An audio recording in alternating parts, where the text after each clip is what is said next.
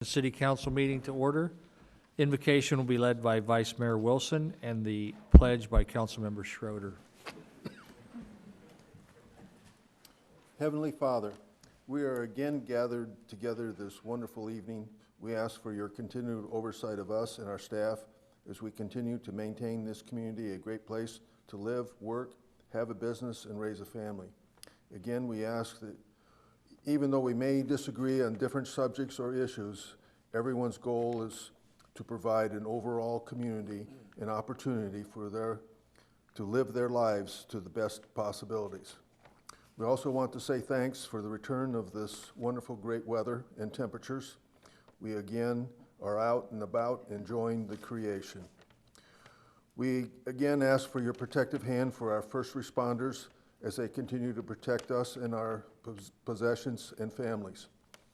We extend this to all our military members and their families wherever they are serving throughout the world. Bring them all home safe each and every day. In the Lord's name, amen.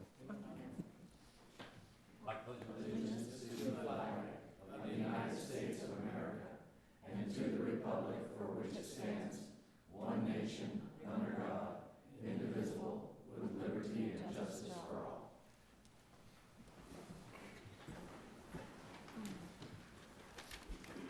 Roll call. Mayor Surtee, Here. Vice Mayor Wilson, Here. Councilmember Barker. Here. Councilmember Evans. Here. Councilmember Schroeder. Here. Councilmember Struble. Here. We have a quorum, Your Honor. Do we have a motion on the consent agenda? Your Honor, Yes. I move that the consent agenda be accepted as presented and the agreement with Arizona Department of Homeland Security for fiscal year 2019 grant funds in the amount of $30,092 to purchase handheld radios for the Apache Junction Police Department be approved. That resolution number 19-27 authorizing an agreement with the Auction Indian Community for Proposition 202 funding in the amount of $16,865.58 to purchase safety equipment for the Apache Junction Police SWAT team be approved. That resolution number 19-28 authorizing the First Amendment to the Intergovernmental Agreement with Pinell County for Household Hazardous Waste Pickup Program participation be approved. And the agreement with Advanced Chemical Transport Incorporated for the November 2019 and February 2020 household hazardous waste events in the amount of $80,000 be approved. Second. Roll call. Councilmember Schroeder. Yes. Vice Mayor Wilson. Yes. Councilmember Barker. Yes. Councilmember Evans. Yes. Councilmember Struble. Yes. Mayor Surtee. Yes. Unanimous, Your Honor. I have two proclamations. The first one is for Red Ribbon Week. Whereas cities across America have been plagued by the numerous problems associated with alcohol, tobacco, and other drug use, and whereas in hope of winning the war on drugs, and the hope lies in the hard work and determination of our communities to create a drug-free environment, and whereas local leaders in government and in the community know that the support of the people in the neighborhoods is the most effective tool they can have in their efforts to reduce use of alcohol, tobacco, and other drugs by the citizens of Apache Junction. And whereas the red ribbon was chosen as a symbol commemorating the work of Enrique Kiki Camarena, a Drug Enforcement Administration agent who was murdered in the line of duty and has come to represent the belief that one person can make a difference. And whereas the Red Ribbon Campaign was established by Congress in 1988 to promote this belief to encourage the drug-free lifestyle and involvement in drug prevention efforts. And whereas the City of Apache Junction values the health and safety of all our citizens, substance abuse is particularly damaging to one of our most valuable resources, our children, and is a contributing factor in the three leading causes of death for teenagers: accidents, homicides, and suicides.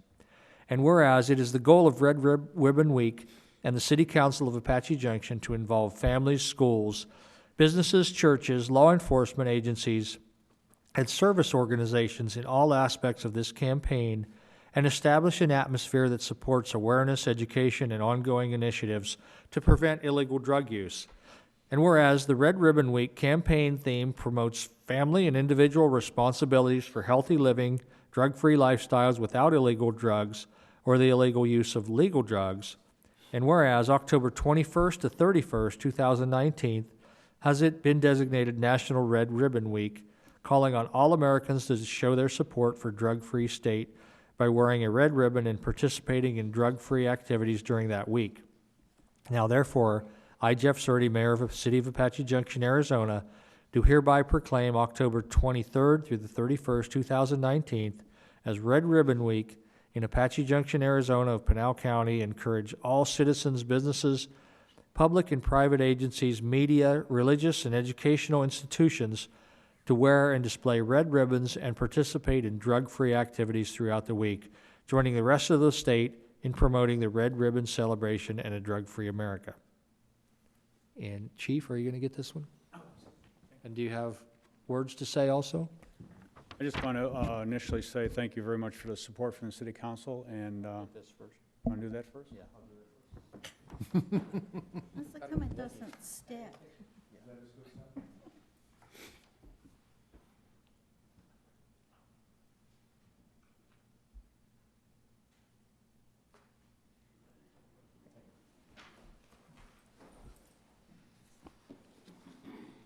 Real short, just want to thank the City Council and the city staff for supporting this. As you all know, this DEA's Red Ribbon Week is personal to me, as I had worked with the agent that was killed down in Guadalajara in 1985. So it's a special thing that I like to bring up, and we use this through our DARE program, part of the education system with our schools. And again, this year we'll be providing some red ribbons and some red wristbands available to the police department during the week of the 23rd through the 31st, should anybody wish to stop by the front desk. So thank you again for your support. Thank Thank you. you. I have another one for Make a Difference Day. Whereas serious social problems make our nation and city and our future, and whereas connecting with others and working together through volunteer service can bridge the differences that separate people and help solve such problems, and whereas we, the American people, and the citizens of Apache Junction have a tradition of philanthropy and volunteerism, and whereas in 2018, 3 million people cared enough about their communities to volunteer on Make a Difference Day, accomplishing thousands of projects in every state, and whereas in our city, nonprofit organizations, schools, corporations, houses of worship, families, neighborhoods, and friends serve together to make a difference. And whereas 2019 marks the 29th annual Make a Difference Day held in partnership with Arizona's Sustainability Alliance, and whereas the City of Apache Junction supports a vibrant community to enrich the lives of our citizens, and whereas this year the citizens of Apache Junction have organized 3 volunteer projects to participate in the Make a Difference Day in Apache Junction, and the Apache Junction City Council invites all to the following events: the Apache Trail Median Project to enhance the landscaping along Apache Trail, Think Desert at Flatiron Park, and Lost Dutchman Rodeo Grounds Cleanup. Now therefore, I, Jeff Surtee, Mayor of Apache Junction, do hereby proclaim October 26, 2019 as Make a Difference Day in the Apache Junction, and urge all citizens to participate in volunteer projects as we work together to meet the needs of our neighbors and our city. And I see a bunch of yellow shirts out there. Are you guys going to accept this? I'll come down for this.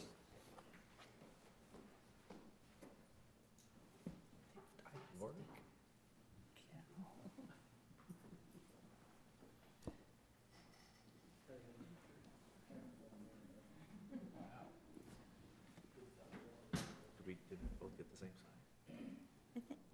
Yes. Are they all large? Large? Swallow me. Oh, there's a medium. I found a medium. Yes.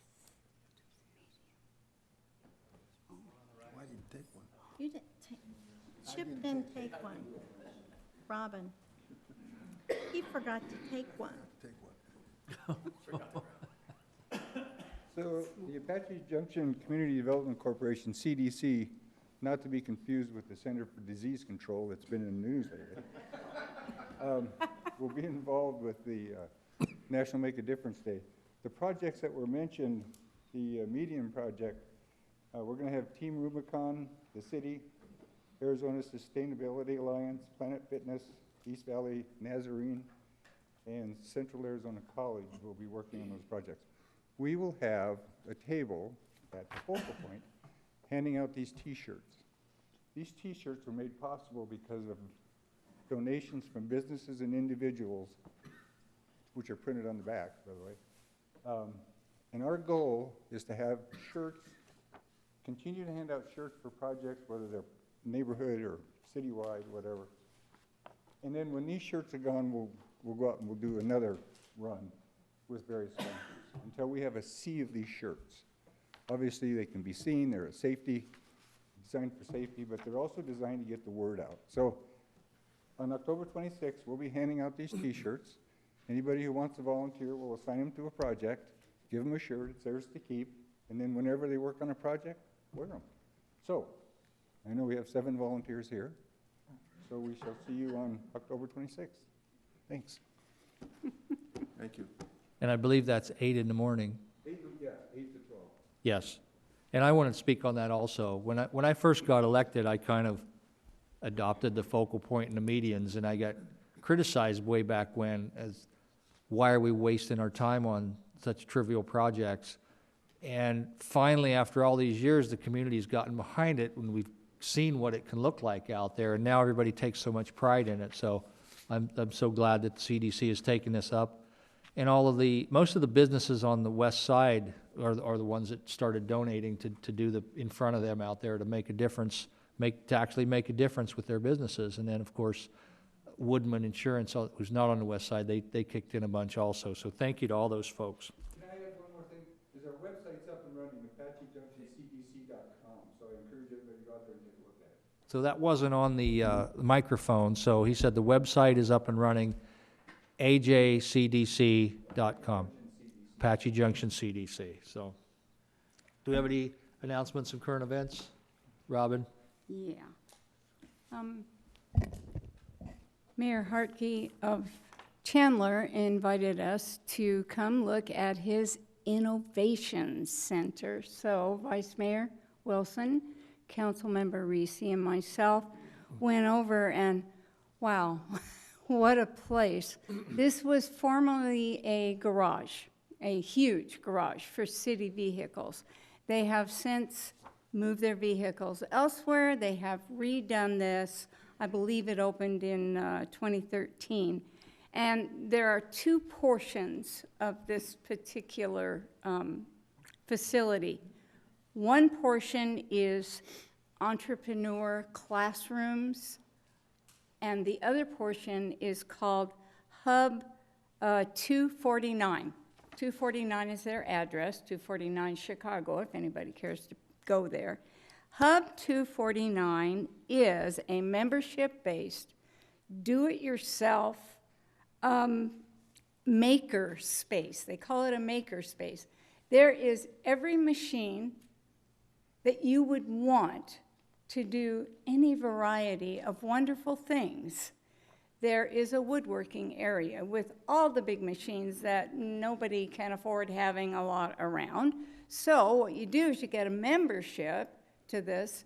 You go over, you do your woodworking there. They have all the tools. They have mentors. They have software for design, et cetera, et cetera. This is the place, and it's just wonderful. Literally, I fell in love. I wanted to put down roots and live there for a while. They have 3D printers. They have a wood engraving machine.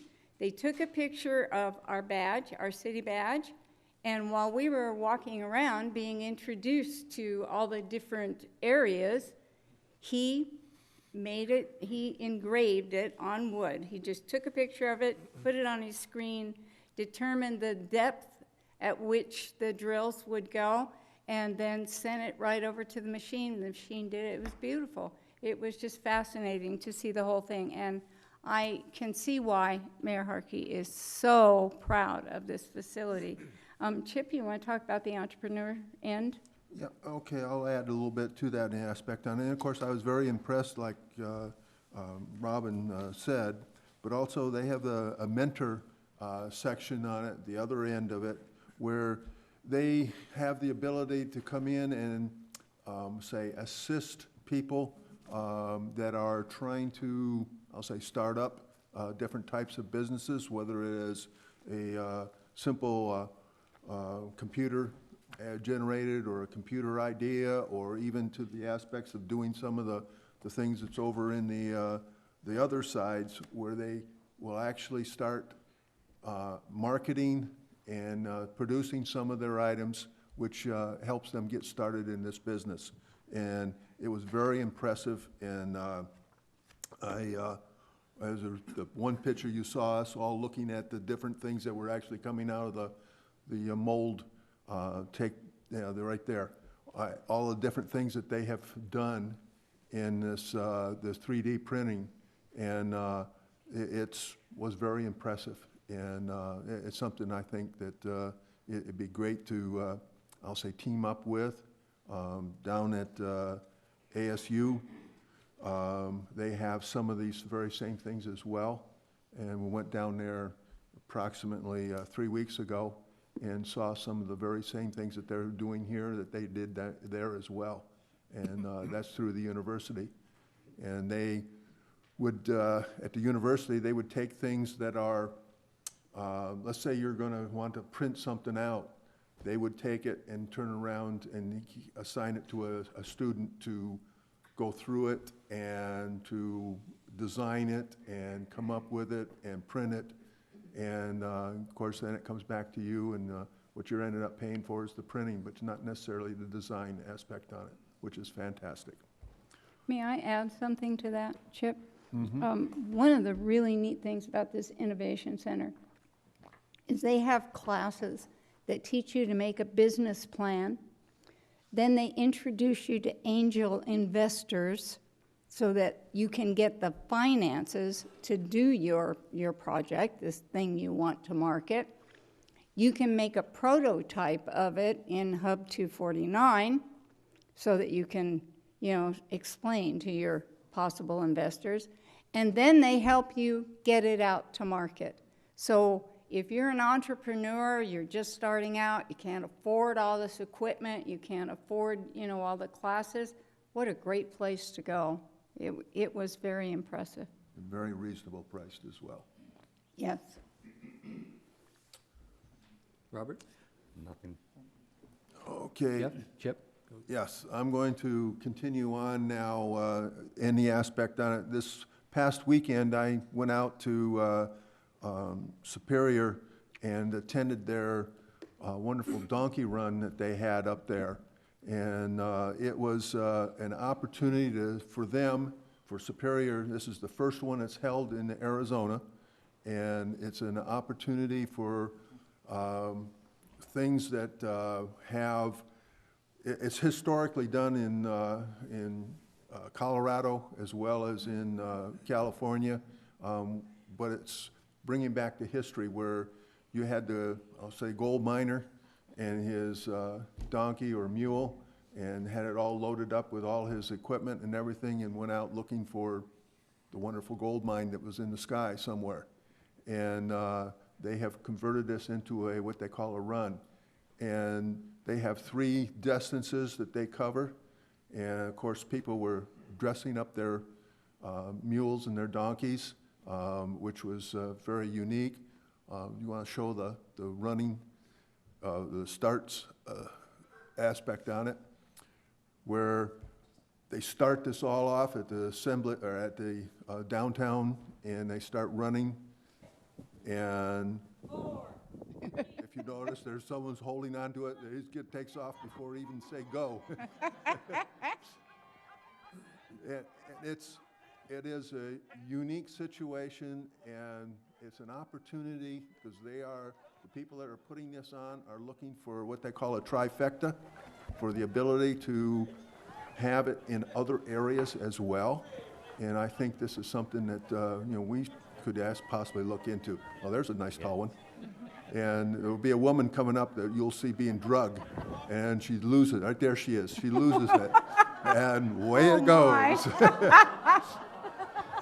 But it was an opportunity, and it is something that we could possibly look into in the future. Now, on the opposite side, when they came across the finish line, you've seen the movies where the individual's having problems with his mule, trying to make his mule do whatever he wants to do.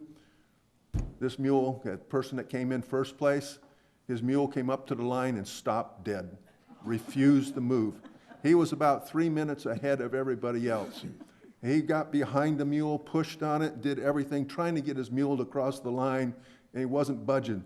Then all of a sudden, he saw second place coming up, and that's when he decided to move on his own.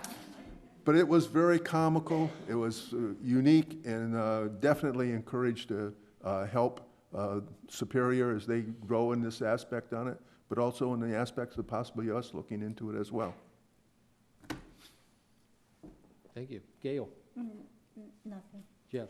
So after we all volunteer on October 26th in the morning, y'all can come out to the park for the Halloween event.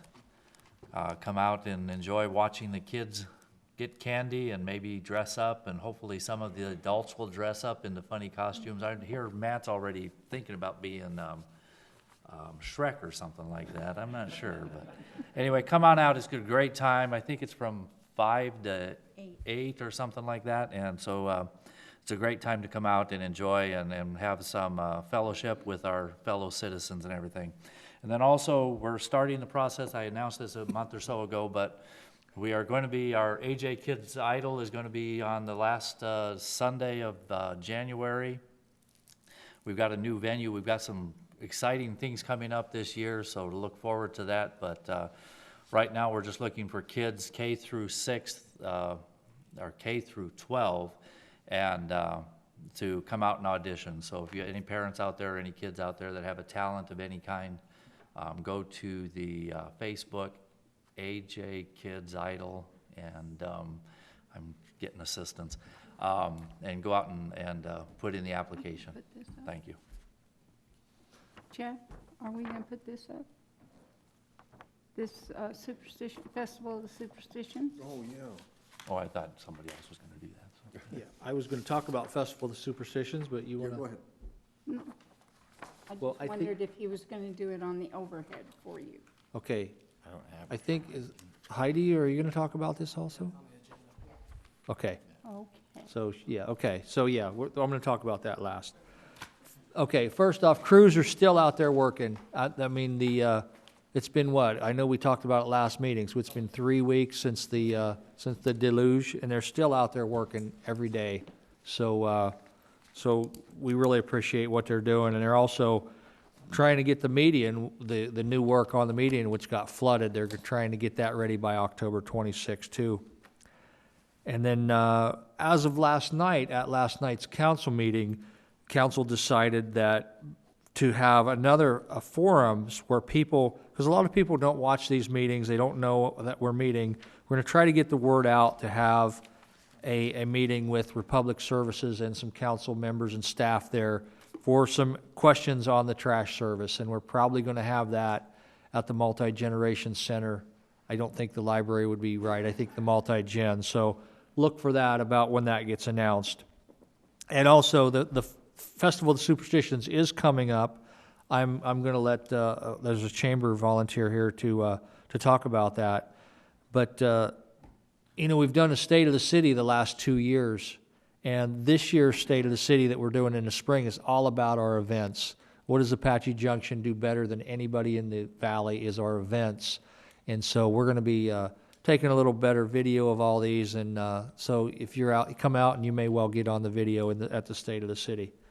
So, Bryant, City Manager's report. Thank you, Your Honor. Bryant Powell, City Manager. Just wanted to share with everyone the absolute honor it was for Mayor Harkey. He wanted to say that it was so neat having us come, and he mentioned that AJ Chandler was the founder of Chandler.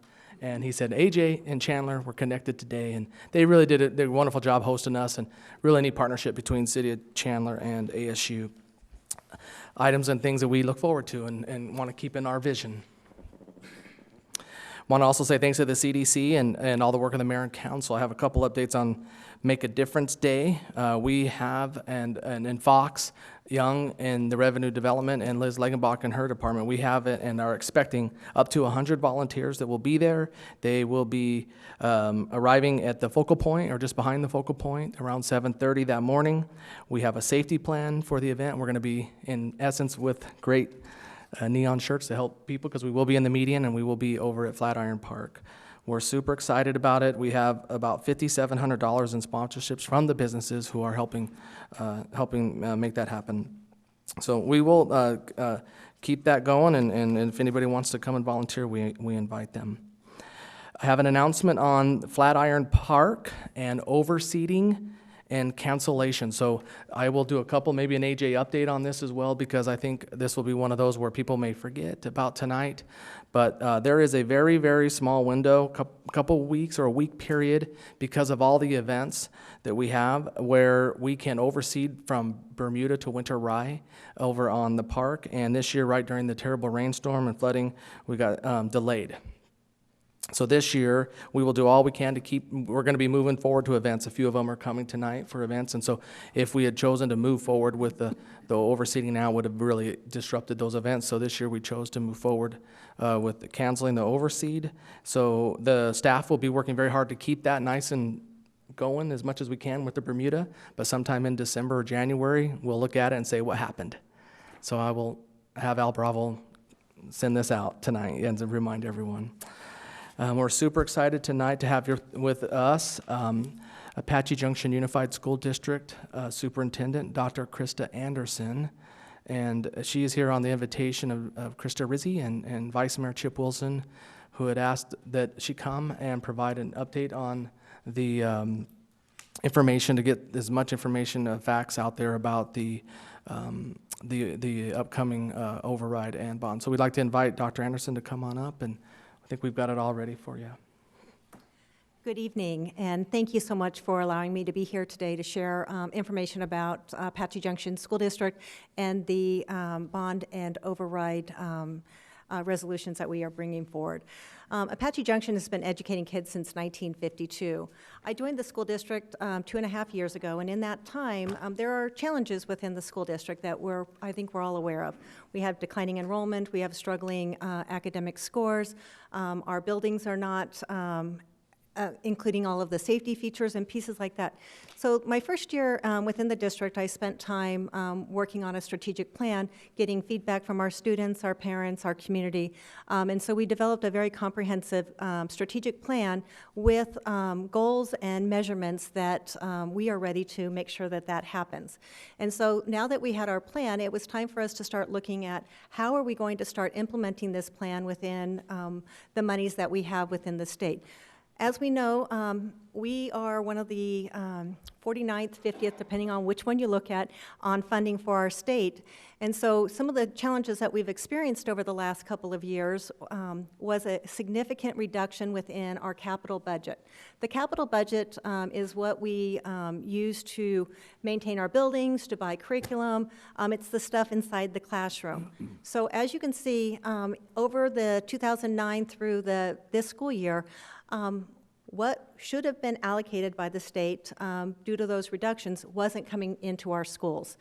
So the blue line indicates what should have been allocated to our campus based on our student numbers and based on the state formula. However, there was that reduction, and at some points it was as low as we were receiving 15% of that capital budget. So we have been, I would say we've done a pretty good job maintaining things, but it's been a lot of Band-Aids.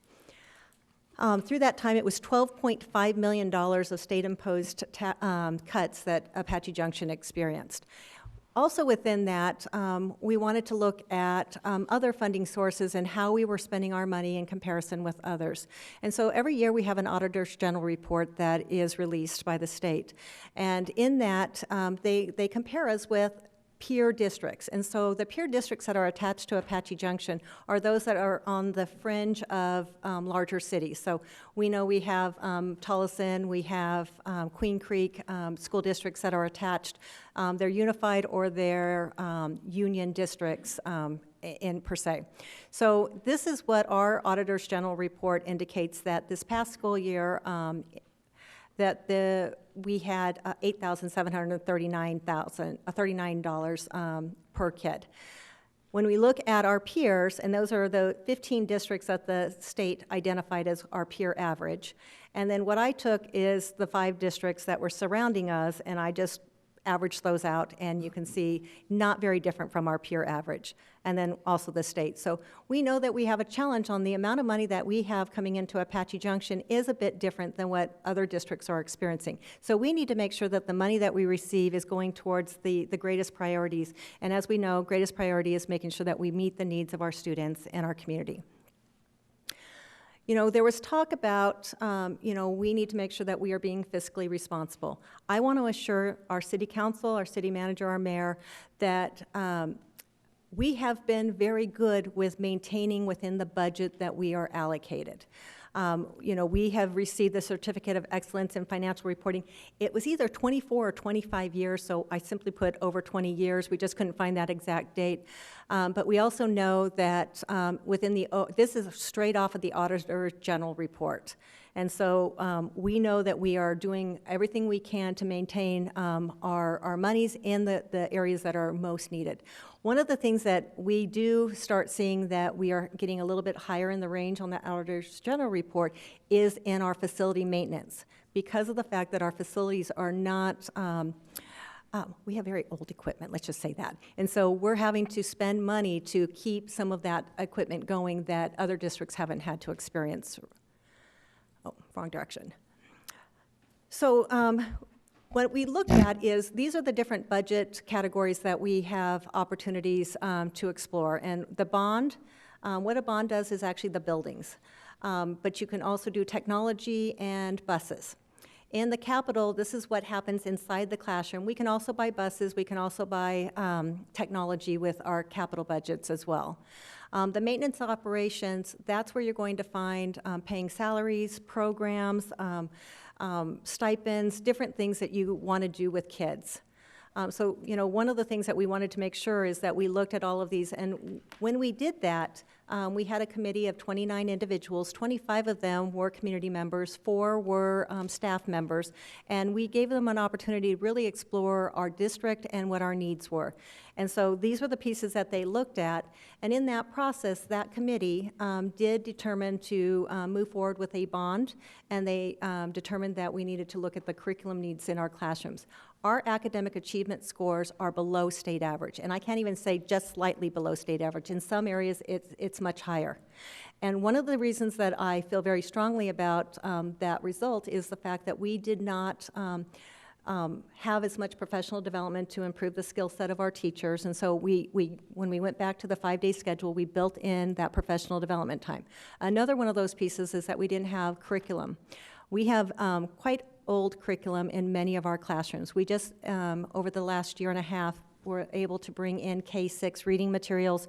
We're looking at some math materials at the elementary, but that's been a challenge of ours. And so we need to make sure that we give the tools to our teachers to ensure that they have quality instruction in the classroom on a daily basis. Okay, I keep hitting the wrong button. I think they have them like flipped in my head. So with that bond election recommendation from the committee recommended a $60 million bond. And what that basically is doing is looking at all of our facilities within the district. And so what I have on the screen, and I'm going to go through them quickly, just because for the sake of time, but approximately $15 million of that would be going to the high school. And when we're looking at the high school, we're looking at interior, exterior painting, carpet, tile, our track, our classrooms getting remodeled, making sure that we get security cameras. We need to make sure that our campuses are safe. We do not have functional security cameras across our campus. We do not have areas that are enclosed to ensure that individuals can't get on campus as well as we could. There's this door by the gym that often gets slightly propped open, and it's not a safe thing. We need to make sure that we get some fencing there to make sure that we are ensuring that nobody can, that door doesn't get latched as it should be, that somebody can go in there and things can happen. So we want to make sure that happens. The other piece I wanted to point out about Apache Junction High School is we had that awful phone call that happened in December of last year, that hoax phone call.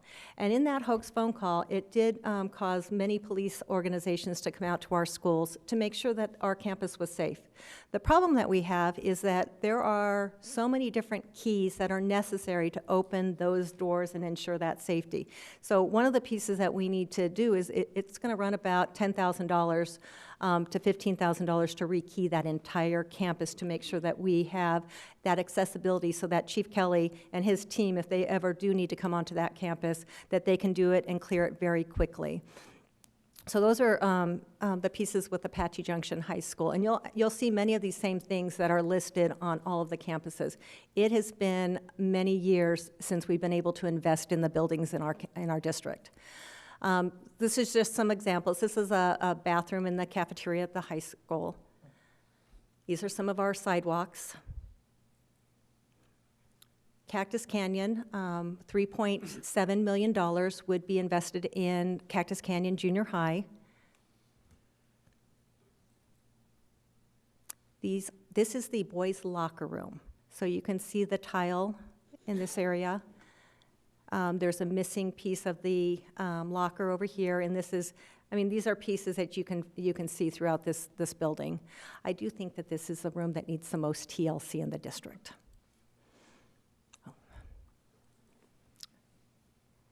We need to be looking at resurfacing our parking lots. Desert Vista Elementary, approximately $2.7 million. I think Desert Vista is a beautiful campus. It has this old mission style. It has these beautiful arches throughout. Between each one of the arches, this is what it looks like. And this is actually one of the better pictures. There are sections in which you've got gaps that are about 1.5 inches to 2 inches, and you've got somebody with tiny feet or with heels or something like that. It does become a safety issue, and so our maintenance team has been spending the years filling gaps up with more concrete, and it becomes a challenge. Four Peaks, approximately $3 million. Peralta Trail, $3.3 million. This is carpet that you can find common throughout our schools. Here's the paint outside of Cactus Canyon.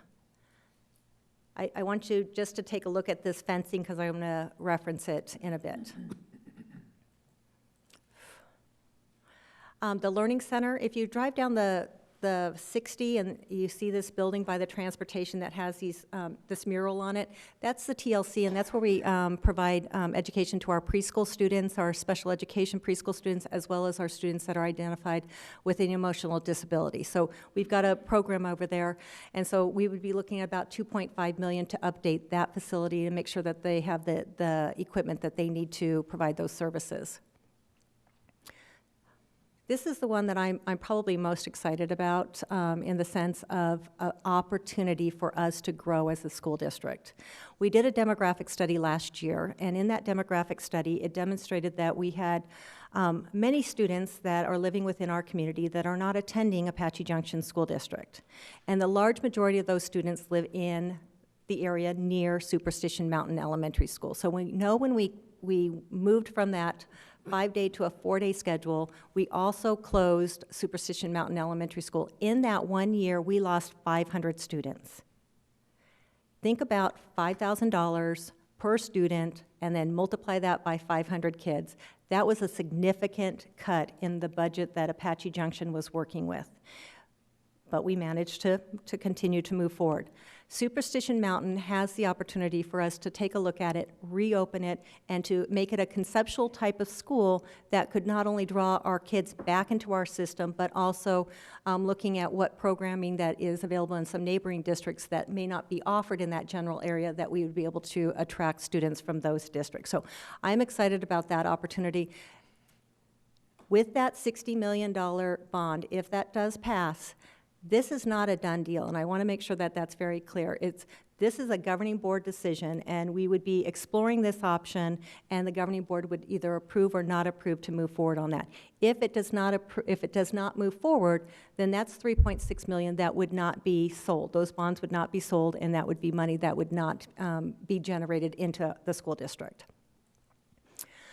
The district office and support buildings, we have the transportation food service facilities as well as the main district office, and what was allocated there was $1.7 million.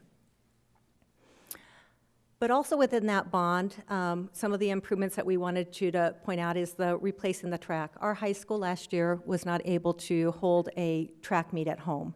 If you walk across our track and you go to the 4th of July events, you will see that there are significant gaps. Schools will not come to our school and run hurdles and things like that because it is a safety issue, and we don't want children to get injured.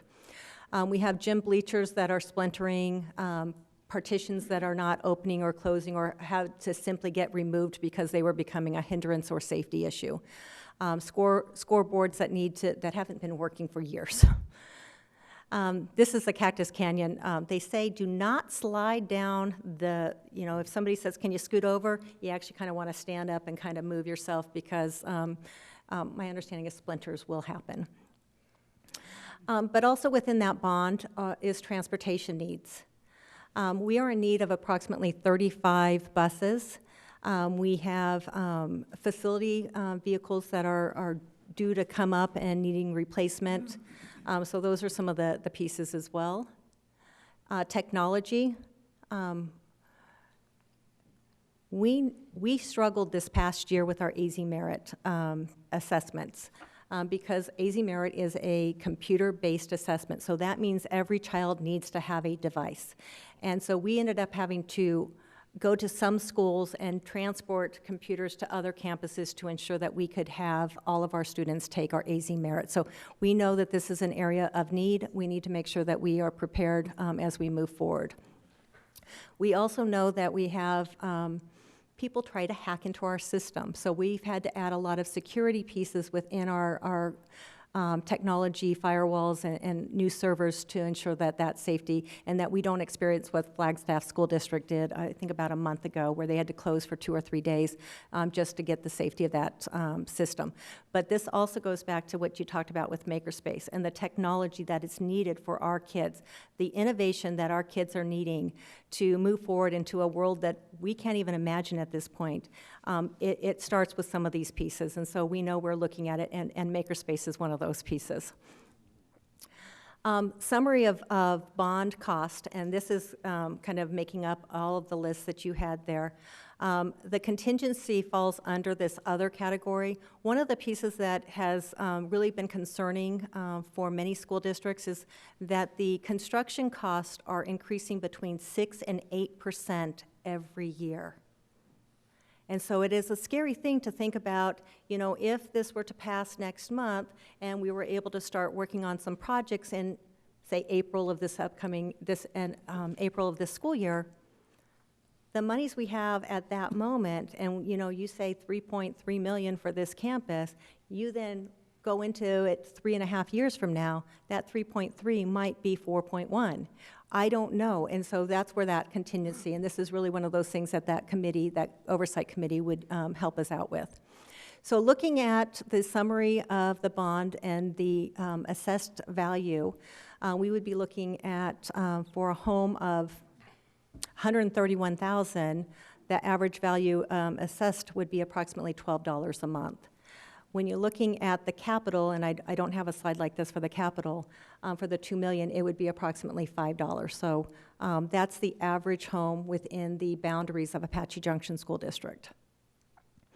The capital needs, this is really the stuff that's in the classroom, the stuff that the kids have their hands on, the stuff that we want to make sure that we provide opportunities for students. Core curriculum is the #1 piece that I need in our classrooms. The social studies books that we have at the high school have President Bush. We haven't had the money to make sure that we can move that forward. So we know that part of this proposal is for us to be able to get those core curricular materials in the classroom, provide the training for the teachers, ensure the kids have the tools to be successful. School library books and materials, STEM, makerspace, virtual reality labs, fine arts equipment, we need orchestra, we need band, drama, athletic uniforms. There are some teams that it's been several years before since they've had new uniforms.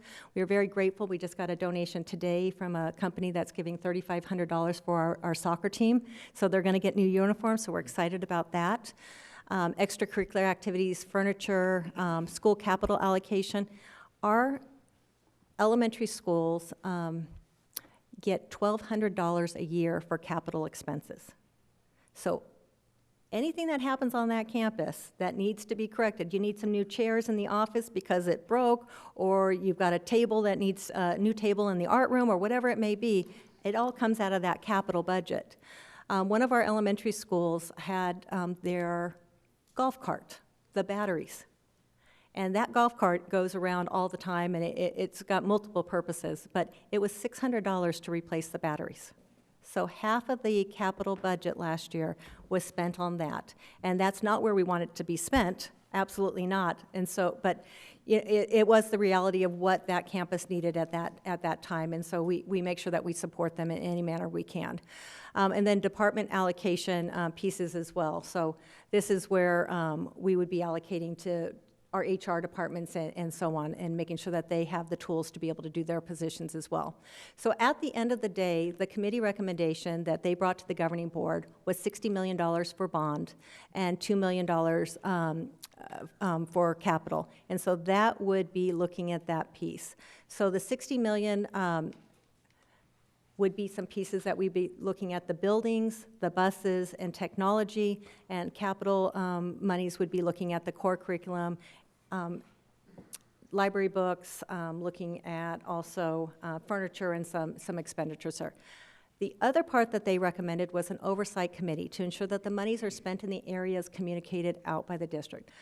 It was very clear to me when I joined this district that there is a level of concern, and that's a nice way of saying it, but there's a trust issue, and I'm not going to deny that, and I don't know what happened in the past that caused this trust issue, but it has been one of my goals for 2.5 years is to build the trust and build those relationships, and really have made a conscious effort with building the relationship with our city, with our outside organizations, and how do we pull together, because this school district is important. This is a school district that should be a shining star of this community, and we need to make sure that we build that trust with the community. So the oversight committee that we are looking at would be providing that general oversight. They're not deciding, oh, we're going with this company, or we're going to say this is the paint color I want in this room. That's not their purview. Their purview is to come in and say, we're looking at this project for Peralta Trail. This is what's been allocated. Let's make sure that we're on track. Okay, ask us questions, push back, give us those pieces, because I want that person to be able to walk out and talk to the community and say, yeah, what the school district is doing is exactly what they said they were going to do, and this is how it is. So part of that is looking at those bond projects, looking at the capital allocations and expenditures, and looking at the SFB grants. We know that there is concerns out there that, we haven't applied for the SFB grants. They are getting better. More money has been allocated from the state to SFB. So yes, they are awarding a lot of grants at this point. It is a tedious process. I'm not going to deny that. So the example I will give you is that we have a woodpecker or woodpeckers who love the roof at Peralta Trail. And so they're on this roof and they're causing these holes. So we want to present that to School Facilities Board. We have to get 3 quotes. So we have one quote for about $6,000, another quote that's in the $30,000 mark, and we have one in the $130,000 mark. So that's that piece. And now we have to bring an engineer out to do an assessment that's going to run us about $5,000. So we submit all of that, and my guess is that they would come back with the lowest bid of that $5,000, which is just basically cover the holes until 2 years down the road that we need to go back out again. So we know that we need to do a better job. And so I want, as I said before, is to build that trust and say, these are the School Facilities Board grants that are already submitted. These are the ones we're working on, and this is where we're going. So I don't want people to say, well, we're not doing what we need to do from our end, because we're going to make sure that we're doing what we need to do. So those are the 3 areas that the Oversight Committee would be looking at, and wanting to make sure that our community truly understands the needs of our district and understand that we are being fiscally responsible of those monies and that we are going to provide that quality education for our students. We invite our city council members, as well as individuals in the audience or anyone who may be watching this video, to come out and look at our schools. We have had tours on all of our campuses throughout the last, I think, 5 weeks, 6 weeks, and we still have 2 more scheduled. One this Thursday from 5 to 5:45. Come take a look at our high school. If you want to come in October 21st next week and take a look at our junior high and learn a little bit more. The principal will give that tour, as well as our director of facilities, and they will answer any questions our community members have. And so I'd like to open it up if you guys have any questions. I just have one is the whole term override seems to be misleading. People hear that and they think you're going over. But one of your early graphs showed that all the money that had been held back by the state, which is why we need to go over, correct? Or, Yeah. or not even, so. So, let me actually go back to that slide real quick, just so in the override, okay, so here's your capital allocation. So this is this year's capital allocation. So whatever that allocation is for the capital, it is a budget increase for those 7 years. So we would be going over what the state would actually have given us.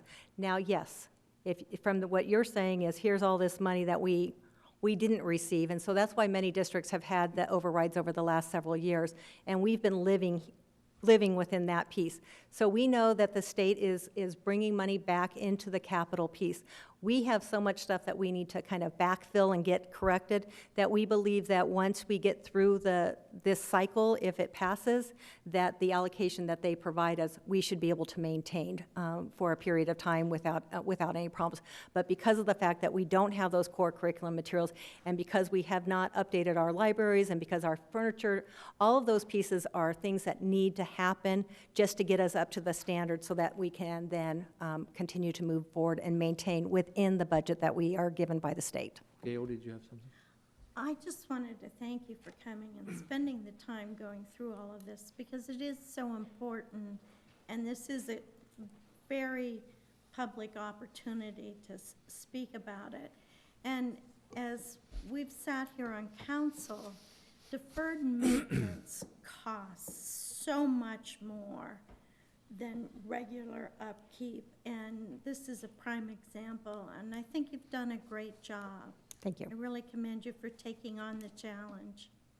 And that's been the challenge, is that deferred maintenance. And so, making sure that as we get these things corrected is that we are maintaining them on a regular cycle, and we have that documented, and that we want to make sure that we don't get back into the place we were. Yes. Thank you. So just, you did a great job. I appreciate all the information you gave. So when this gets passed, how long does this proposition last? How many years before we would have to come back for another one if we chose to do that? What we'd be looking at is that you have the opportunity to sell the bonds in that 5 to 7 year time frame. I will be honest that many of these projects can't wait 5 years. No. So we know that we'd be looking at about a 3 or 4 year time period to try to get these things corrected. I can't answer if we would go back out again or when we would go out again. I would hope that, you know, we have been very fiscally conservative. Let me just say, we've been, okay, we can do this today or we can do this today. So we did that. And so we just kind of been maintaining in that sense. And so I would hope that once we get these buildings maintained, that we're able to do that preventative maintenance and that we would not be looking at coming back for a very long time. I agree. That's what I was trying to get at, is that what we're trying to do is get to where we can maintain and survive on what the state legislature should be giving us. But it also, I want to reiterate, we're going to be passing a bond for 60 million and 2 million, but that doesn't mean that if we determine that we really don't need all 60 million, we won't be selling all 60 million bonds, correct? That is correct. In 2004, I believe it was 49 million that the Apache Junction School District went out for a bond. There was almost $12 million that was never sold, and that would have been the allocation for that, for a high school. So there was a thought that we needed another high school built out in the Gold Canyon area at that point, and with us servicing students from J.O. Combs and with the growth that was happening, there was that potential. But then we knew that recession happened, and the superintendent that came in at that point looked at the trend data, looked at the information, and felt that it was not needed, and I absolutely agree with that. We have enough land around our high school that we can put additional buildings there. That high school can grow up to easily a 3,000 student high school before I would even say start looking at that second high school. But just so people understand how much a new high school cost, Tolleson and Queen Creek both had high schools that opened this year with 9th and 10th graders, and then next year we'll pick up 11th and then so on. Each one of those high schools is going to run between $108 to $110 million for a high school. So we do not want to build another high school. We can maintain within our system. Yeah. And then just to reiterate, this isn't just about the school district. I mean, it is. This is what the money would be used for, to improve the school district, the buildings, the curriculum, all that kind of stuff. But it also is an investment in the community so that we can go out and attract new businesses to move into the city, to give us jobs, to provide jobs to the people that live here, so that the people that live here won't want to move, and that we can actually bring more people in to the school district, which will then increase the amount of money on an annual basis per student. I mean, it's not just a one-year thing. This is a long-term investment that we're going to be doing for the community. Yes, it's investing in our children and investing in our community. And as I said before, Apache Junction School District was a shining star in this community, and this was the place that you were going to send your children. And that is still the case with many of our families, but we do have some families that are opting to look at other avenues. Well, that's not okay with me. We want this to be the school district of choice. We want this to be the school district that is your neighborhood school. We want kids to play in our neighborhoods and know that that's the school that they attend, and that's where we want to get to.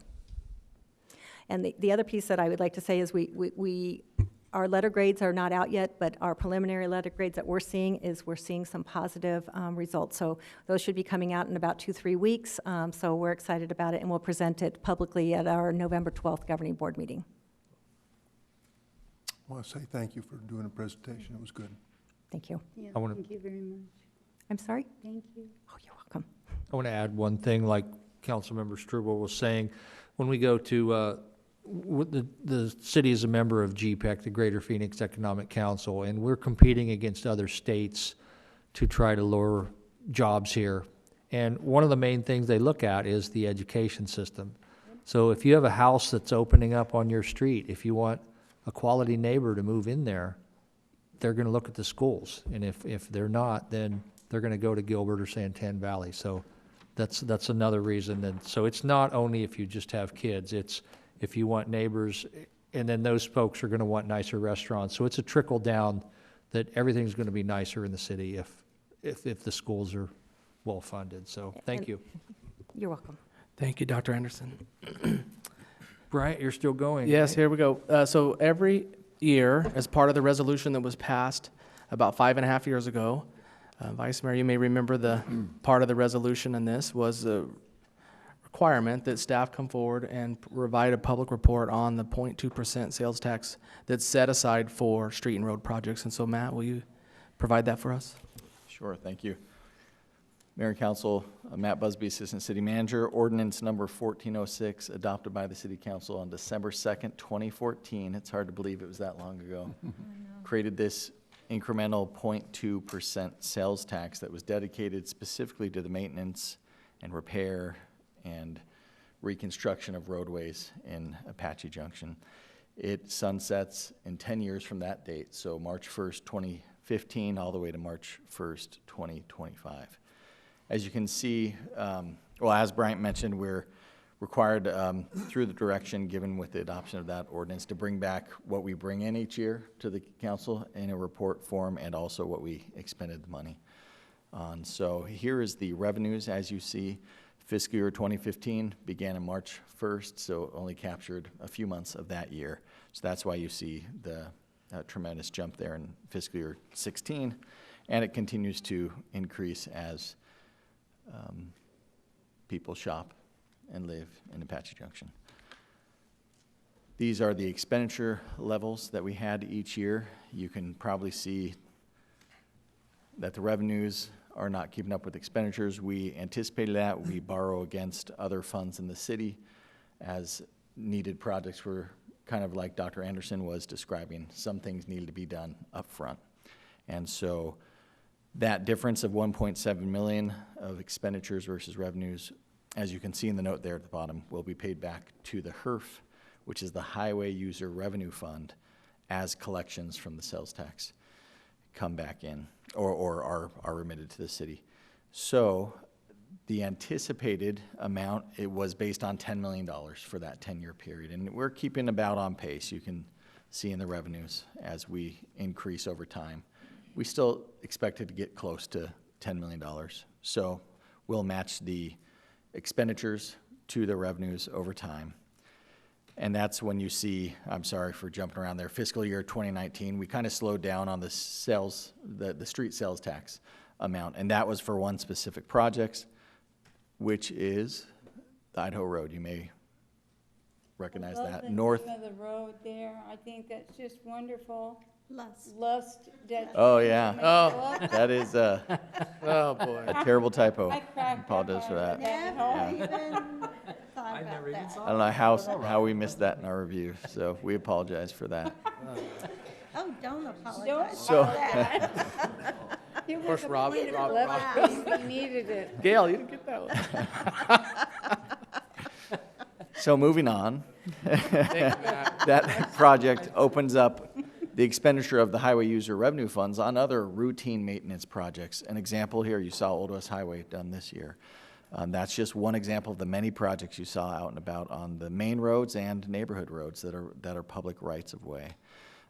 And then the routine maintenance also of crack sealing and street patching. So all that is made possible by this 10-year commitment by the community to pay that incremental sales tax. Now we know it's only a portion of the larger need. There's many more roads that will not be funded by that 10 million over that 10 years, and we'll continue to brainstorm with the city council on permanent solutions to the program, as was, I'm sorry, not to the program, but to the problem of roadway maintenance over time. So I'm available for any questions if there are any.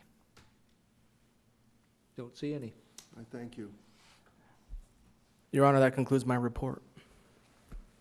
Okay, public hearings, we're going to combine, the same person is going to be presenting number 13 and 14, but we'll have separate votes. The first one is application for a special event liquor license for Festival of the Superstitions event at Flatiron Park.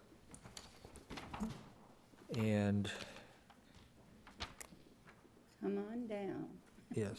Do you have one of these? Now we can put this on the overhead. Yes, I do have one of those.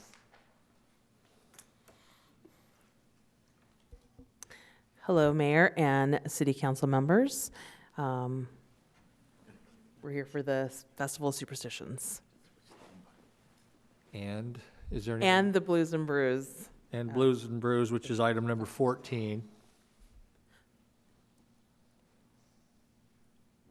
Is there going to be anything new this year, anything different? There's actually a lot of new things added to the Festival of Superstitions, and then some of the same favorites. So some of the continued favorites will be the pie eating contest, the Veterans Day tribute, the car show as well. The new items that we're going to be adding is the paint and pour. So there will be wine tasting, and you can create some art while you're in the park. There will also be painting with puns, which is a Disney princess that you'll be able to have your kids do some arts and crafts with. There will be a mobile rock wall, and then also a patriotic pup parade, so you can dress up your dog for a costume contest. And there are 2 different categories. So this is the Festival of Superstitions flyer. Thank you to all our sponsors. And that's Saturday, November 9th. And there's going to be food trucks as well, live entertainment.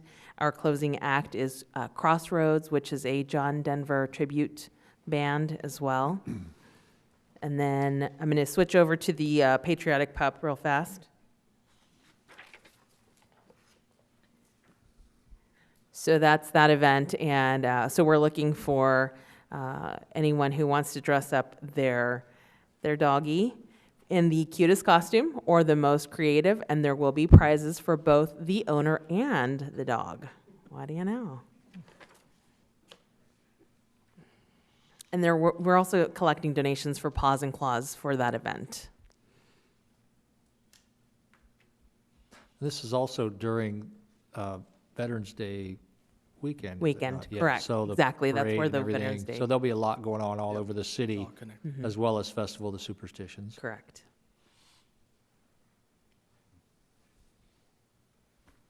Do we want her to go right into the Brews and Blues since she's already up? So tell us about that as well, then we'll vote separately. So Blues and Brews, just similar to last year, we actually maxed out on the event. So we had close to 3,000 people at Flatiron Community Park. It was a great turnout, beautiful. So we're going to stay in line with the same things pretty much because that was really popular with everyone. We're going to have a great lineup of blues bands and then local vendors and just really promote our area. I mean, it was a hit with everyone. Okay, this is, any questions from the council? I'm just going to make a quick statement. Mr. Blue is getting ready for the pony ride. Oh, very good. Yes, we'll also have pony rides available. So you do have to meet a height and weight requirement for that, so don't go crazy. Okay, this is the public hearing. Would anyone like to speak on either one of these items? Hearing and seeing none, I'll close the public hearing. And I think you can sit down Thank you, Heidi. and we'll take a vote.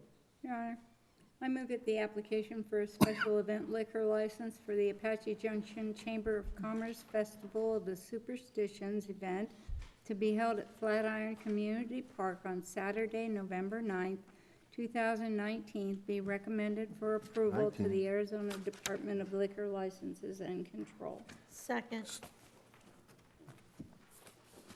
Did you read the date wrong? No, she was Okay. correct. Okay. Councilmember, There's a second. Roll call? Councilmember Barker, Yes. Councilmember Struble, Yes. Councilmember Evans, Yes. Councilmember Schroeder, Yes. Vice Mayor Wilson, Yes. Mayor Surtee. Yes. Six. And is there a motion on Brews and Blues? Your Honor, Yes. I move that the application for a special event liquor license for the Apache Junction Chamber of Commerce Superstition Blues and Brews event to be held at Flatiron Community Park on Saturday, March 21st, 2020, be recommended for approval to the Arizona Department of Liquor Licenses and Control. Second. Roll call? Councilmember Schroeder, Yes. Councilmember Barker, Yes. Councilmember Evans, Yes. Councilmember Struble, Yes. Vice Mayor Wilson, Yes. Mayor Surtee. Yes. Unanimous, Your Honor. Presentation, discussion, public hearing, and consideration of application for permanent extension for VFW 9399. Jennifer? So this is for a permanent extension of the patio. The applicant, James Wesley, in my discussion said that he would be here this evening. I don't know if any of them are here. Great. So they can address the issue of the extension, the permanent extension, and where that covers. And it looks like we do have an applicant. Tell us what you'd like to do. Your Honor, council members, I'm afraid James was unable to be here tonight. He had other obligations, but this is a 9-month project for us. The patio, smoking patio was due because we took a membership vote to go non-smoking within the post. We are an old building. It had to be an extension to the building that exists. So we've gotten all the proper approvals from the police department, fire department, and so on. We just need the extension approval now so that people who smoke can take their drinks out with them, but it is an enclosed patio. They cannot leave the property. Sounds good. Any questions? Then thank you. Thank you. Good. This is a public hearing. Would anyone like to speak on this? Hearing and seeing none, I'll close the public hearing and call for a motion. Your Honor? Yes. I move that the application for a permanent extension of premises/patio for the VFW number 9399 submitted by James Wesley Johnson be recommended for approval to the Arizona Department of Liquor Licenses and Control. Second. Roll call. Councilmember Evans? Yes. Vice Mayor Wilson? Yes. Councilmember Barker? Yes. Councilmember Struble? Yes. Councilmember Schroeder? Yes. Mayor Surtee? Yes. Unanimous, Your Honor. Presentation, discussion, public hearing, and consideration for an application for a bingo license for the Golden Sun Resort. Jennifer. So this is an application for a Class A bingo license for the Golden Sun RV Resort. Department comments have been received, as well as the response from the Superstition Fire and Medical District. The applicant was contacted and said that they would be here tonight to answer any questions that you may have. Is an applicant here? Okay, we don't see any. Maybe they didn't- Do we have any discussion among council? If not, would anyone like to make a motion? It's a public hearing. Public hearing? Or public open? hearing. Oh, this is a public hearing. Would anyone like to speak on this? Hearing and seeing none, I'll close the public hearing and ask for a motion. Your Honor, Yes. I move that application for a Class A bingo license for the Golden Sun RV Resort submitted by Edward Bergin be recommended for approval to the Department of Revenue Bingo Division. Second. Roll call. Councilmember Evans? Yes. Councilmember Struble? Yes. Vice Mayor Wilson? Yes. Councilmember Barker? Yes. Councilmember Schroeder? Yes. Mayor Surtee? Yes. Unanimous, Your Honor. Okay, we have a bunch of appointments to make, including creating a new board. Since that one is the largest, I would like to do the Public Arts Commission first, Jennifer. Okay. Is there anything else we need to know? I believe the first 4 names will have the longer term, and the last 3 will have a shorter term. Correct. You wish to start with the longer terms, which would end in October 31st of 2023. When council makes their motion, I just ask that they appoint that person to the specific requirement of this board. Specific One was a- requirement? It was the practicing artist, one was the historian, one was like Oh, architecture. Okay.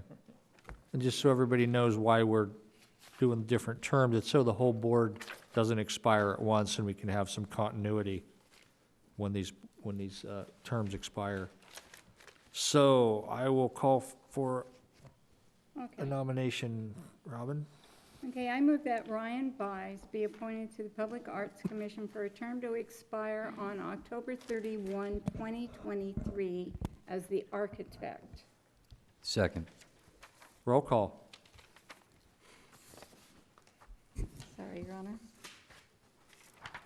Councilmember Evans? Yes. Councilmember Struble? Yes. Vice Mayor Wilson? Yes. Councilmember Barker? Yes. Councilmember Schroeder? Yes. Mayor Surtee? Yes. Unanimous, Your Honor. And what do we need next, Jennifer? Does it have to go in per order, or can we just say the? You can do whatever you like. Okay. If you want to continue with the 4 Yeah. years. Yes. Your Honor? Yes. I move that Jared Ham be appointed to the Public Arts Commission for a term to expire October 31, 2023, and he is a sound artist, sound and lighting artist. Second. Roll call.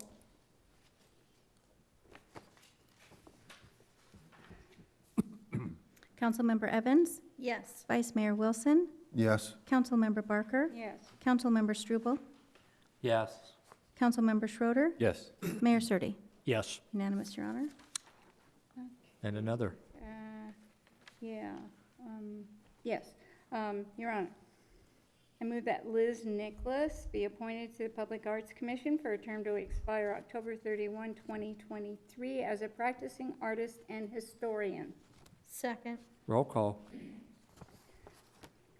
Councilmember Evans, Yes. Councilmember Struble, Yes. Vice Mayor Wilson, Yes. Councilmember Schroeder, Yes. Councilmember Barker, Yes, Mayor Surtee. Yes. Unanimous, Your Honor. Can we have another one? sure. You want me to keep going here? Yes. You're doing great. Yes. Okay, I move that Gretchen Cleet be appointed to the Public Arts Commission for a term to expire on October 31, 2023, as a practicing artist. Second. Roll call. Councilmember Schroeder, Yes. Vice Mayor Wilson, Yes. Councilmember Evans, Yes. Councilmember Struble, Yes. Councilmember Barker, Yes, Mayor Surtee. Yes. Unanimous, Your Honor. Thank you. May I have another? sure. I move that Ann Cole be appointed to the Public Arts Commission for a term to expire on October 31, 2022, as a practicing artist and living legend. Second. Roll call. Councilmember Barker, Yes, Councilmember Schroeder, Yes. Councilmember Struble, Yes. Councilmember Evans, Yes. Vice Mayor Wilson. Yes. Mayor Surtee. Yes. And we have two more. okay. I move that James Jackson be appointed to the Public Arts Commission for a term to expire on October 31, 2022, as a theater artist. Second. Roll call. Councilmember Struble, Yes. Councilmember Evans, Yes. Vice Mayor Wilson, Yes. Councilmember Schroeder, Yes. Councilmember Barker, Yes. Mayor Surtee. Yes. Unanimous, Your And Honor. number 7. Okay, I move that Katrina Steinberger be appointed to the Public Arts Commission for a term to expire on October 31st, 2022, as an interest in art person. Second. Roll call. Councilmember Evans, Yes. Councilmember Struble, Yes. Councilmember Schroeder, Yes. Councilmember Barker, Yes, Vice Mayor Wilson, Yes. Mayor Surtee. Yes. Unanimous, Your Honor. Okay, let's go to Health and Human Services. And I believe we have one expiring, one vacancy. yeah. Would someone like to nominate someone? Your Honor, I would like to reappoint Mary Erickson to, oh wait, I'm on the wrong one. To the Health and Human Services Board for a term to expire October 31, 2022. Second, Roll call. Councilmember Struble, Yes. Councilmember Barker, yes, Councilmember Schroeder, Yes. Councilmember Evans, Yes. Vice Mayor Wilson, Yes. Mayor Surtee. Yes. We Unanimous, need Your one Honor. more here. Okay. Your Honor, Yes. I would like to nominate Siri Gersner to the Health and Human Service. Why does this keep changing? I hate computers. To the Health and Human Service Board for, to expire October 31st, 2022. Second. Roll call. My apologies. She was filling a vacancy yeah, it's Oh. 2020. to October 31st of 2020. 2020. 2020. I'll second that. And now a roll call. And who gave me the second, Schroeder? Thank you. Councilmember Strobel, Yes. Councilmember Evans, Yes. Vice Mayor Wilson, Yes. Councilmember Schroeder, Yes. Councilmember Barker, Yes, Mayor Surtee. Needed a person, but not necessarily the year. Yes. And now we have Construction Board of Appeals. And this is one expiring, 2 vacant, but we only have 1 applicant, so we may have to be creative if we, in fact, fill that. Okay, we can do this. Yes. We have a motion. So, question before the motion. If we make Dave just appointed, we can appoint him as the Layperson, no, Mr. Henshey? as a contractor. Is he a contractor? No. No, never mind. Yes. I move that Dave, somebody say the last name, please. Hanshey. Hanshey? Thank you. Be reappointed to the Construction Board of Appeals for a term to expire on October 31, 2022. Second. Roll call. Councilmember Schroeder, Yes. Councilmember Barker? Yes. Vice Mayor Wilson? Yes. Councilmember Struble? Yes. Councilmember Evans? Yes. Mayor Surtee? Yes. Unanimous, Your Honor. Another one? No, because our applicant is not a contractor, and that's the only thing that's open. Yeah. So we can't So fill we another can't- one? We can't fill that seat. They will have a quorum, though? Yeah. Yes, you will have a quorum. Yes. So if we get approached in the interim with someone, can we then have a special, we can then add it to the meeting? So how can we, Mr. Bravo, how can we get that out there that we are looking for We that? need contractors. Yep. Okay, contractors only. Yeah, and it won't take any of their time. It hasn't met in years. I mean, you know, just tell them, we just need their credentials. That's all we need. Okay, we got Municipal Property Corporation. Your Honor, Yes. I move that Terry Reynolds be appointed to the Municipal Property Corporation for a term to expire October 31, 2022. Second. Roll call. Councilmember Barker? Yes. Councilmember Schroeder, Yes. Vice Mayor Wilson? Yes. Councilmember Evans? Yes. Councilmember Struble? Yes. Mayor Surtee? Yes. Unanimous, Your Honor. And one more. Okay. I move that Dave, whatever his last name is, Dave, or whatever. who is not a contractor, be appointed to the Municipal Property Corporation for a term to expire October 31, 2022. Second. Second. And he said yes. Second, and it rhymes with banshee. Banshee? Yeah, like screaming banshee. Banshee. Okay. Okay, Banshee. roll call. Councilmember Evans? Yes. Councilmember Struble? Yes. Vice Mayor Wilson? Yes. Councilmember Schroeder, Yes. Councilmember Barker? Yes. Mayor Surtee? Yes. Unanimous, Your Honor. Can I just make a statement? Yeah. The last night's interviews were amazing for the Arts Commission that we had, and so, we had set the limit at 7, but we had a lot of qualified people. I would just like to urge anybody that wasn't chosen to be on there to be active and to be a participant, maybe not on a voting or whatever you want to call it, but at least be a part of it. And, because there was a lot of great ideas and a lot of enthusiasm that's going to be moving forward, and so I'm looking forward to that commission. May I add Moving to forward. that? Yes. I saw so much creativity, which is what an art commission is supposed to be. And not only that, but 8 of the 12 candidates applied for nothing else. Right. Their dedication is to art. They're not in it for anything else, and I was very, very impressed with that. It was a fun interview period of time. And it also broadens the borders and helps us to Definitely. go outside the city limits and make this whole region stronger and more of a community. Do we have a motion on upcoming council dates? Your Honor, Go ahead. Someone. Oh, go for it. Go.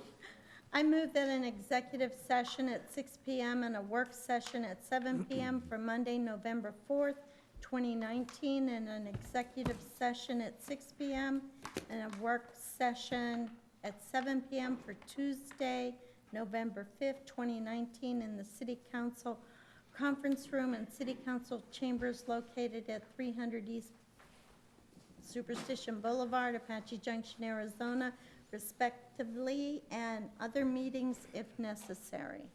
Second. Roll call. Councilmember Schroeder, Yes.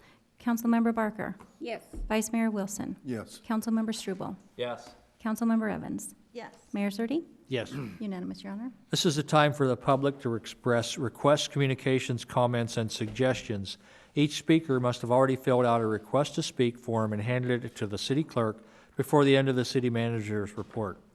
All issues shall be presented in a professional manner without personal attacks. Under the open meeting law, the council cannot engage in discussion on the issues presented, but may respond to criticism and may direct staff to follow up with the speaker directly and or place this matter on a future agenda for council discussion. There's a 3-minute time limit for each speaker. I have several. The first one is going to be Andrea Sims.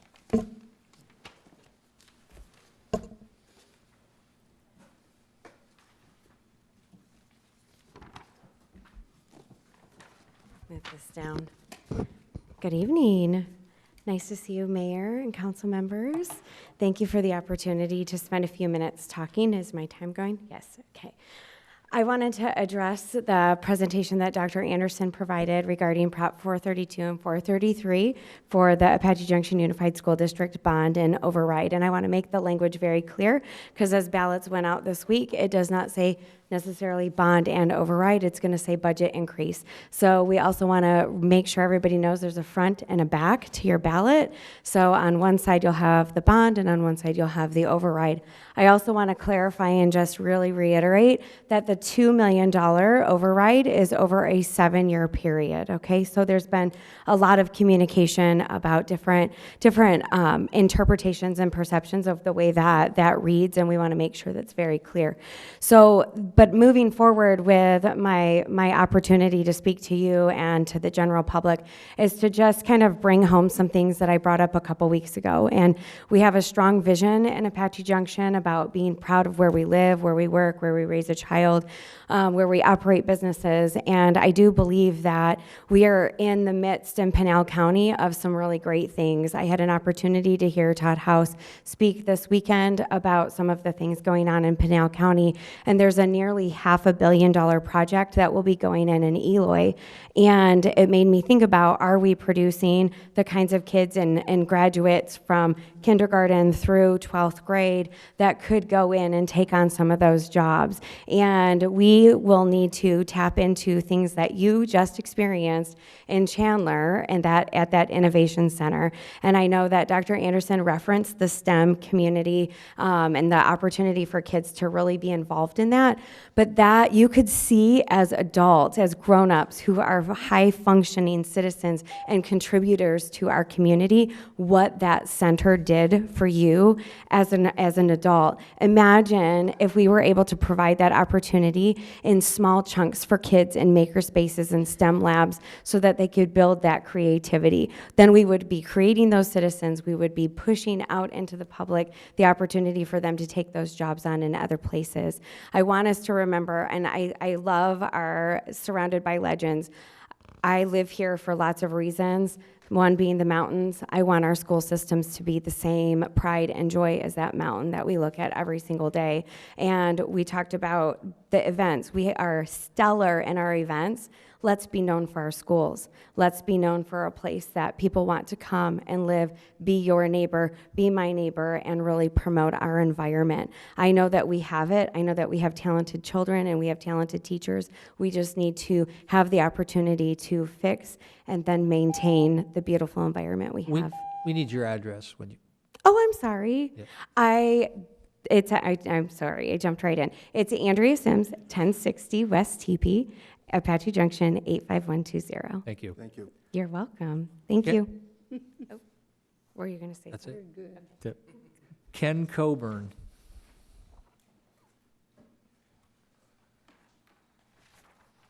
Good evening, council members, mayor. We need My your name's Ken address. Coburn, Address also. 384 North Valley Drive, Apache Junction. I'm requesting a change in the ordinance for storage containers from 1 1/4 acre to 1 acre. With the heavy rains, a lot of my outbuildings got flooded out. lost a lot of personal property, so I'm looking for something a little bit higher, more secure, and just requesting that be brought up for review. Thank you. Okay, thank you. Jody Ehrlich.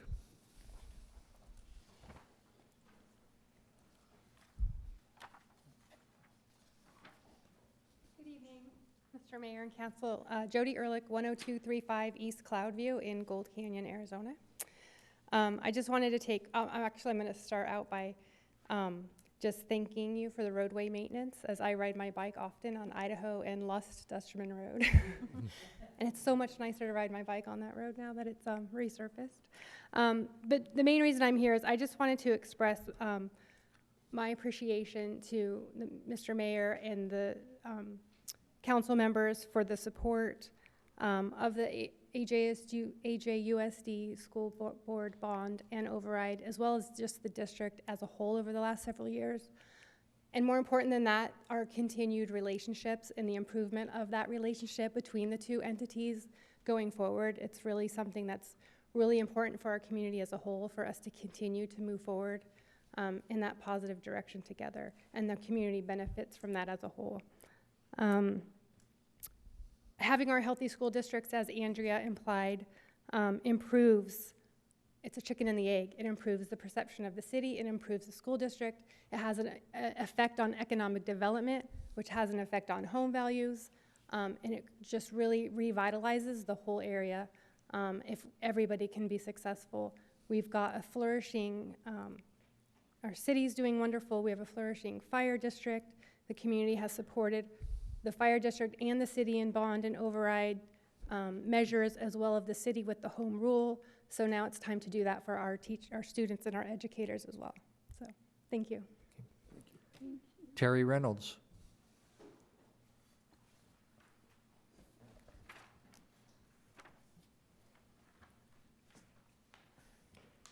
Terry Reynolds, 1121 South Lothar Drive here in Apache Junction. I wanted to thank Mr. Stern for meeting with me last night and for Mr. Powell for meeting with me tomorrow. I've had some concerns with the trash contract issue, and we'll be discussing that again tomorrow, some of my concerns. I've been doing a lot of research on that, the RFP and that issue, and I know it's been discussed for several years now. It's been ongoing. I'm glad to see that some of the council members have decided to take a closer look at the contract that's been proposed, and that they also have concerns with it. There's a lot of what I feel to be misinformation that's been presented to the council. Some of it's been not concise and accurate, I feel, and some of those concerns I'll be addressing with Mr. Powell tomorrow. Thank you for listening to me tonight, and have a good evening. George Schroeder.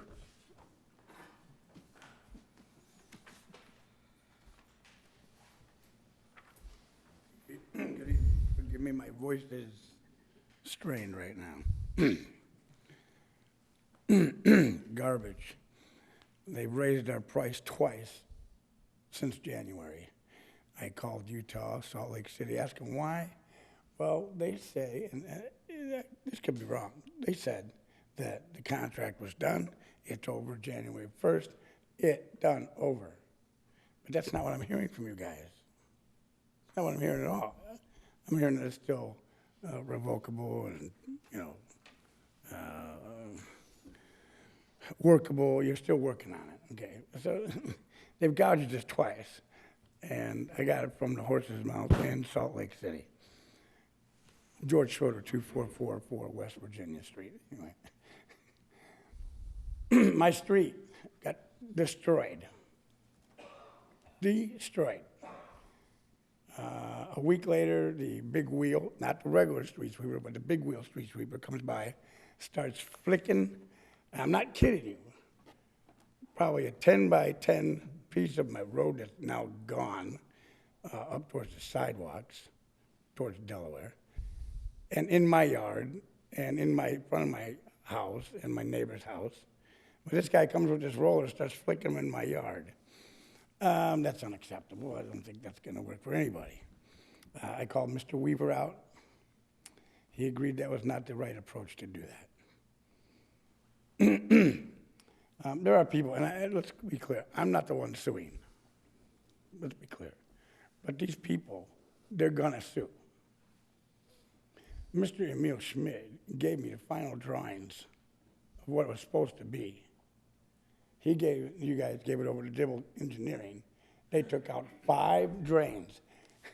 There's no break on Delaware, so they made it worse for me, and that we have more water.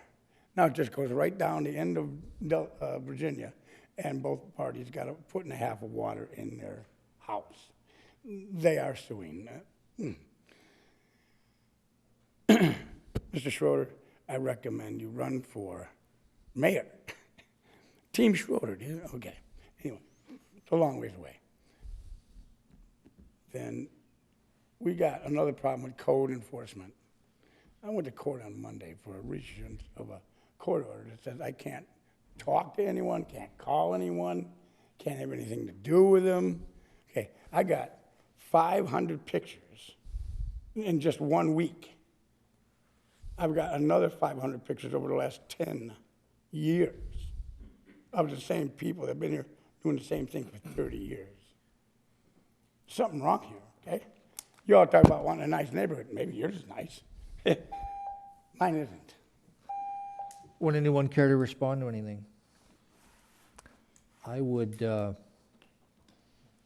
mean, the difference between an acre and a quarter and an acre is not a whole lot. I mean, if these containers are useful for an acre and a corner, then maybe there would be, would we need to get that on a work session and talk about it? I know we spent a long time. It's been a while since we've done cargo containers, but we definitely, it's. And Actually, I thought that they were allowed any Yeah. aspect on it. I did not know it was, they had to be 1.25 acres only.